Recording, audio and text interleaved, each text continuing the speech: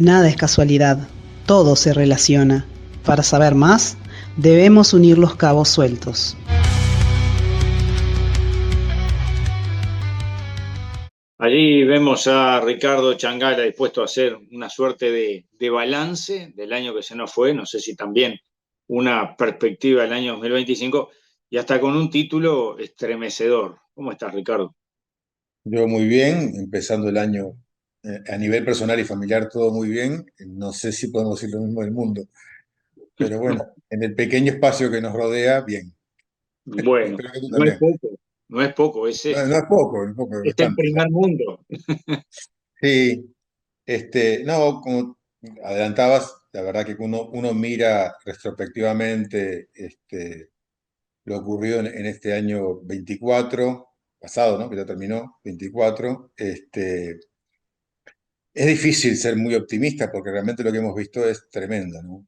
Mm, Yo, buscando un título para la columna, la verdad que tal vez no le encontré el título más halagüeño, pero sí me parece descriptivo. Yo creo que el 2024, si tuviéramos que poner un título al año, viste que Naciones Unidas u otros organismos titulan los años, años de tal cosa, mm, año tal otra, me parece que ha sido el año de la indignidad.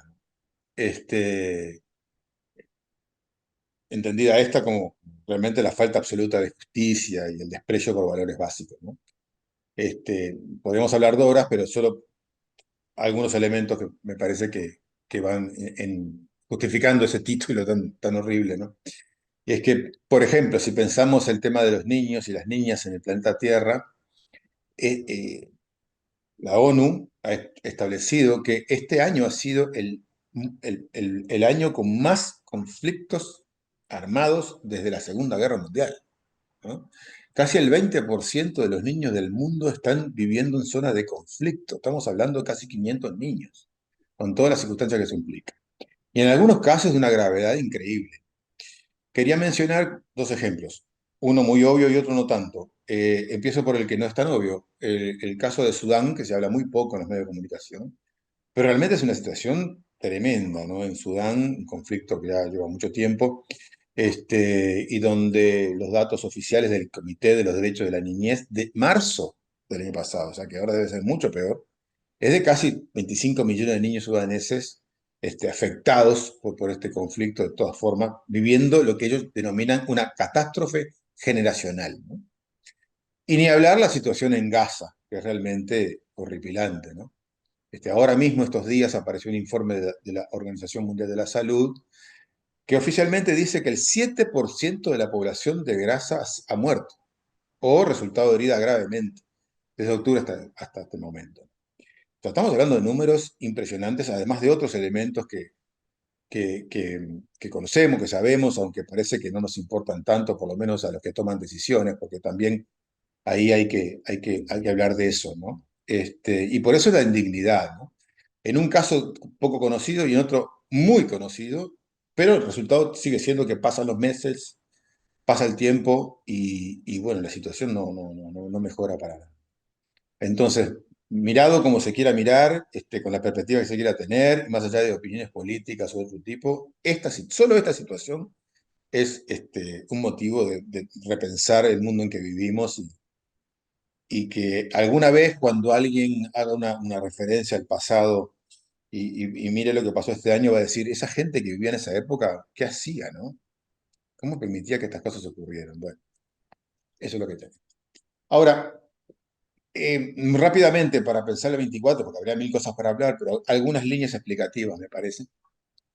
Lo primero que tenemos que ver es que todos los conflictos que hay en el mundo, la gran mayoría, no todos, pero los más importantes, los más gruesos, repiten actores, repiten temáticas, y por lo tanto hay un nivel de correlación entre unos y otros y vínculos muy importantes que no se pueden dejar de decir, ¿no? No son una serie de conflictos separados en el mundo, sino más bien todos tienen de una manera u otra alguna vinculación y eso en un contexto que en otro momento podemos profundizar y es realmente el deterioro del sistema político, económico, civilizatorio dominante desde después de la Segunda Guerra Mundial, que está en franco retroceso, ¿no?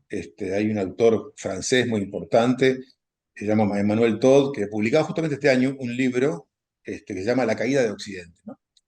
Y es importante este autor porque este señor en los 70s pronosticó el desmembramiento de la Unión Soviética.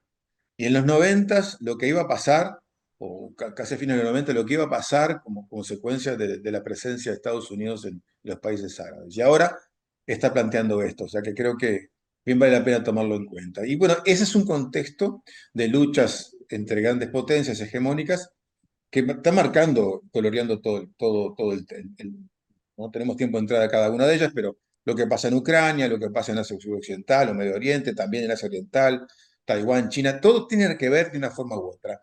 Y entre otras cosas quería mencionar, porque poco se dice, lo que pasa en África. Ahí, en el centro de África, lo que se llama la África Central o Sahel, de varios países africanos. También el año 24 ha sido un año de cambios tremendos, de conflictos sociales y políticos internos que ha generado realmente una afectación muy grave de las potencias coloniales, particularmente de los franceses, y el aumento de la presencia de algunos de los otros actores de varios de los conflictos, como la Federación Rusa, los chinos, en fin. Quiere decir que todos estos conflictos están relacionados de una manera. Otro elemento que me parece clave y muy importante a considerar para entender lo que pasó en el 24, pero sobre todo lo que viene realmente, ¿no? Es que es increíble cómo hay un dominio casi absoluto de una narrativa que concibe a la guerra como un elemento inevitable, como un acontecimiento inevitable, como si fuera un terremoto, un maremoto, un tornado, como si el ser humano nada tuviera que ver para la determinación o el control de la existencia de una guerra, ¿no?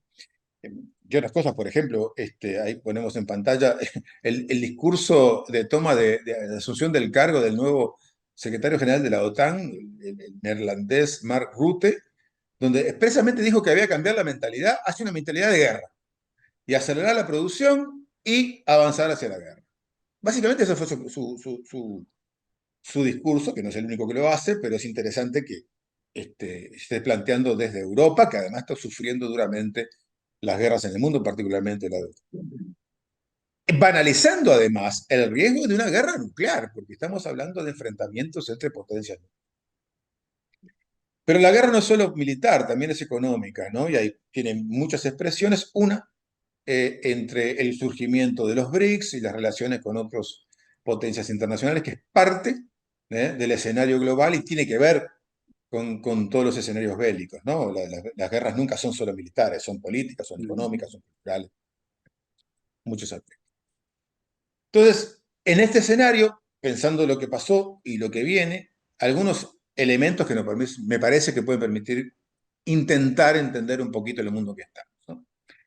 Uno, muy triste esto, de que el concepto paz, incluso la palabra paz, no está ni siquiera en la agenda de los poderosos.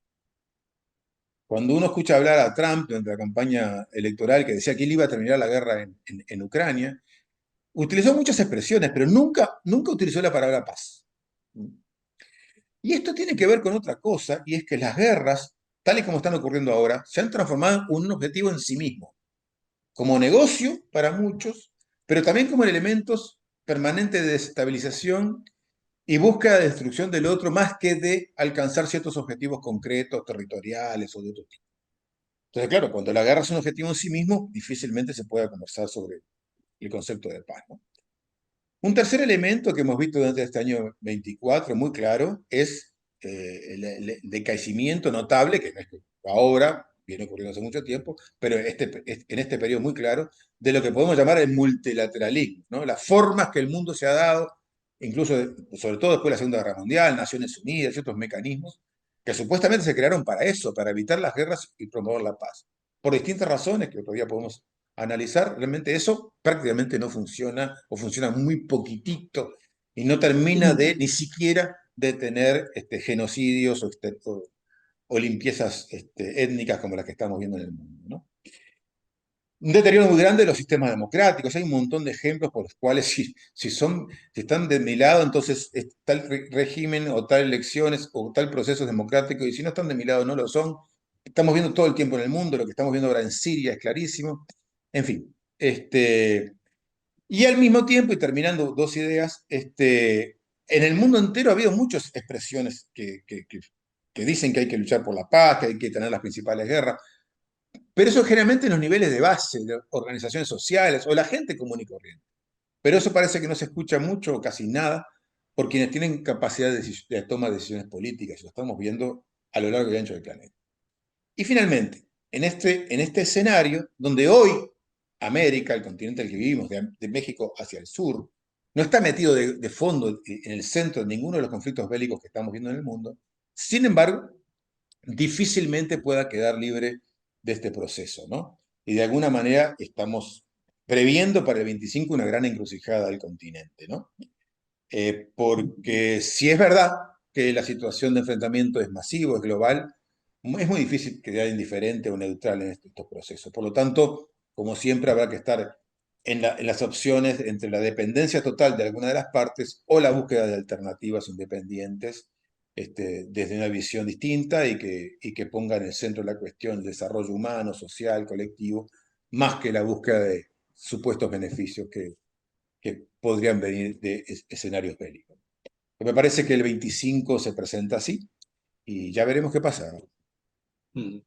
Sí, todo esto que nos planteabas, además del 2024, se dio en el marco de lo que parece que hace muy poco hablamos y hace ya un año, el 2024 era el año donde se iban a registrar y se registraron, de hecho, más cantidad de elecciones a nivel de todo el mundo en la historia, y uno se pregunta entonces si no está en entredicho el concepto de democracia, ¿no? Pero bueno, será motivo de otra charla. Sin duda, sin duda. Un abrazo, muchas gracias, Ricardo. No, a ti, saludos, gracias.